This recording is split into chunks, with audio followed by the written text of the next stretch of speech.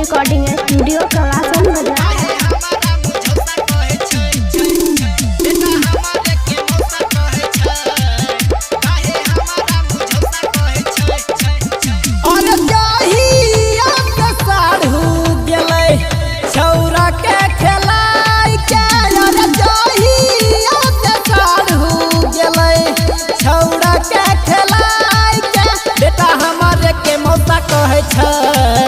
काहे हमारा मुझौसा कहे छै बेटा हमारे के मौसा कहे छै काहे हमारा मुझौसा कहे छै।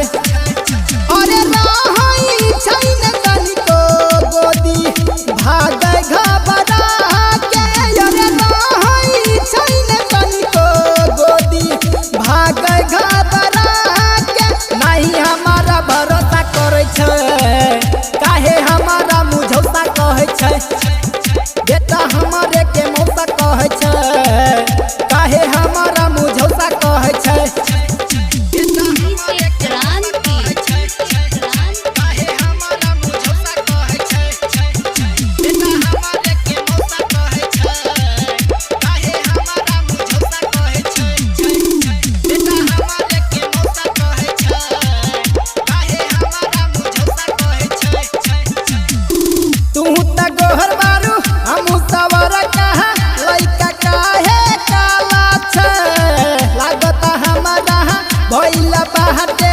पहिले गड़बड़ घोटाला छै। हाँ हाँ तू त गोहर बारू हम सवर कहा लइका काहे काला छै। लागत हमारा भइला बाटे पहिले गड़बड़ घोटाला छै। अरे बैठल काहे बबुआ ऐसे गल मुई फुलाइ के। अरे बैठल काहे बबुआ खाए के समोसा कहे छै छौड़ा हमारे मुझौसा कहे छै बेटा हमारे के मौसा कहे छै काहे हमारा मुझौसा कहे छै।